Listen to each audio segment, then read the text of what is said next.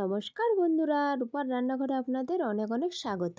বন্ধুরা, এই শীতে বাঙালির খুবই পছন্দের মটরশুঁটির কচুরি রেসিপি নিয়ে চলে এসেছি। আশা করি আপনাদের ভালো লাগবে এবং প্রথম থেকে শেষ পর্যন্ত আমার সাথে থাকবেন। আর এই রেসিপিটি আমি খুব সহজভাবে বানাতে চলেছি, একবার দেখলেই বানাতে পারবেন বাড়িতে। তাই রেসিপিটি প্রথম থেকে শেষ পর্যন্ত দেখার অনুরোধ রইল আপনাদের কাছে। আর রেসিপিটি ভালো লাগলে অবশ্যই চ্যানেলটি সাবস্ক্রাইব করে লাইক করে দেবেন আর বন্ধুদের সাথে একটা শেয়ার করে নেবেন। দেখুন বন্ধুরা, আমি এখানে 500 গ্রাম মটরশুঁটি নিয়ে নিয়েছি। এই মটরশুঁটিগুলো আমি একে একে ছাড়িয়ে নেব। এখানে আমি মটরশুঁটিটা যতটা সম্ভব টাটকা নেওয়ার চেষ্টা করেছি, আপনারাও অবশ্যই এখানে মটরশুঁটিটা টাটকা নেওয়ার চেষ্টা করবেন।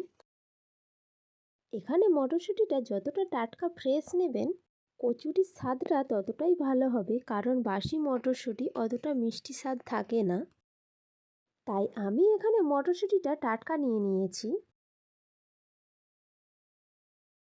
এই দেখুন বন্ধুরা, এখানে আমার মটরশুঁটিটা ছাড়ানো হয়ে গেছে।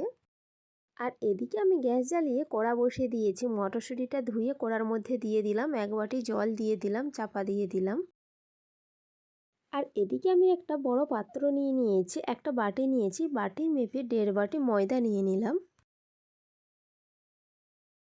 ময়দার ওপর দিয়ে দিলাম পরিমাণ মতো লবণ, আর ময়দাটা ময়ান দেওয়ার জন্যে কিছুটা সাদা তেল দিয়ে দিলাম। এরপর ময়দাটা আমি খুব ভালো করে মেখে নেব।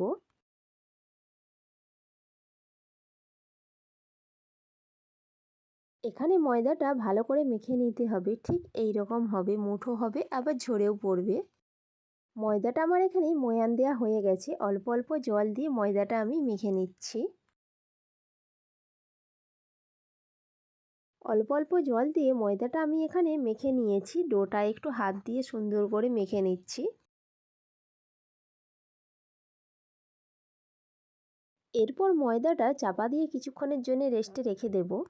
আর এদিকেও মটরশুঁটিটা হালকা সেদ্ধ হয়ে গিয়েছে, আমি চাপাটা খুলে নিলাম, খুন্তি দিয়ে দেখে নিলাম। মটরশুঁটিটা কড়ার জল ছেঁকে তুলে একটা মিক্সিং জারের মধ্যে নিয়ে নিলাম।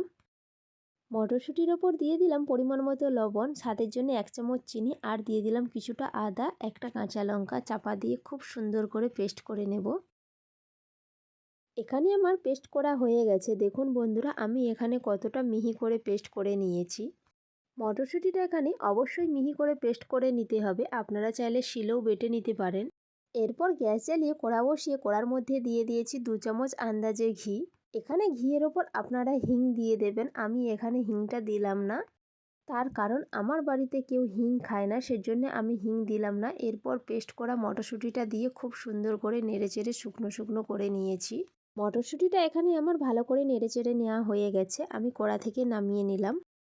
আর এদিকে রেস্টে রাখা ময়দার ডোটা নিয়ে হাত দিয়ে আবারও ভালো করে দলে নিলাম। এই ক্ষেত্রে ময়দার ডোটা অবশ্যই ভালো করে দলে নিতে হবে। ডোটা আমার খুব সুন্দর করে দোলা হয়ে গেছে। এরপর একে একে ডো থেকে আমি ছোট সাইজের লেচি কেটে নিচ্ছি। এখানে আমার ডো থেকে সমস্ত লেচিগুলো কাটা হয়ে গেছে, আমি ঠিক এই সাইজের লেচিটা কেটেছি, আপনারা আপনাদের পছন্দসই লেচিটা কেটে নেবেন। এরপর আমি একটা ছোট লেচি নিয়ে খিলি করে নিয়েছি। খিলির বীজখানে চামচের সাহায্যে কিছুটা মটরশুঁটির পুর দিয়ে দিলাম। এরপর হাত দিয়ে খিলির মুখটা আমি খুব সুন্দর করে বন্ধ করে দিলাম। এরপর হালকা হাতে খুব ভালো করে গোল করে নিলাম। এই দেখুন বন্ধুরা, এই লেচিটা দেখে কেউ বুঝতেই পারবে না যে এর ভিতরে মটরশুঁটির পুর আছে। আবারও একটা লেচি নিয়ে আমি খিলি করে নিয়েছি। সেম প্রসেসে আমি মটরশুঁটির পুর ভরে দিলাম। হাত দিয়ে আবারও ভালো করে মুখটা আমি বন্ধ করে দিলাম। এরপর বাকি লেচির ভেতরেও আমি সেম প্রসেসে পুর ভরে নিলাম। এখানে আমার সমস্ত লেচির মধ্যে পুর ভরা হয়ে গেছে। এরপর একটা লেচি নিয়েছি, লেচির গায়ে অল্প করে তেল লাগিয়ে নিয়েছি, হালকা হাতে চাপ দিয়ে ভালো করে গোল করে বেলে নেব। এই ক্ষেত্রে একদমই জোর করে চাপ দিয়ে বেলা যাবে না, জোর করে চাপ দিয়ে বেললে পুরটা বেরিয়ে চলে আসতে পারে। এই দেখুন বন্ধুরা, লুচির সাইজের করে আমি গোল করে বেলে নিয়েছি। এখানে আমি আরও একটি লেচি নিয়ে নিয়েছি, হালকা হাতে চাপ দিয়ে গোল করে বেলে নিচ্ছি।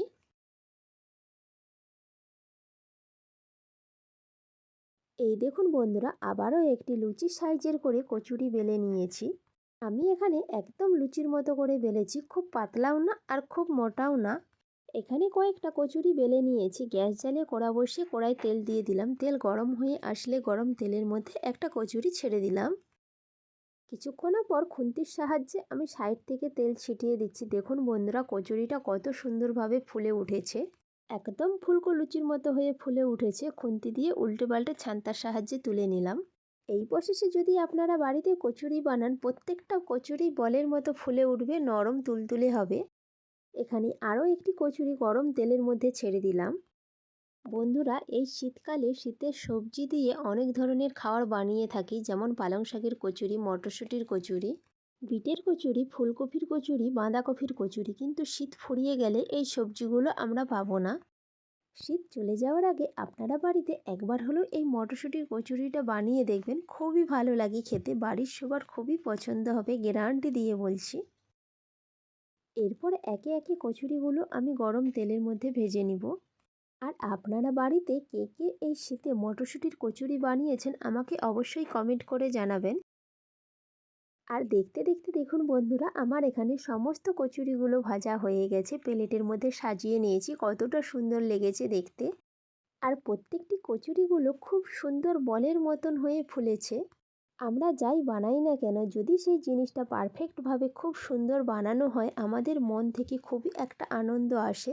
কচুরিগুলো ভাজার পর আমার সেরকমই আনন্দ হচ্ছে। সত্যি বলছি বন্ধুরা, কচুরিগুলো দারুণ হয়েছে খেতে।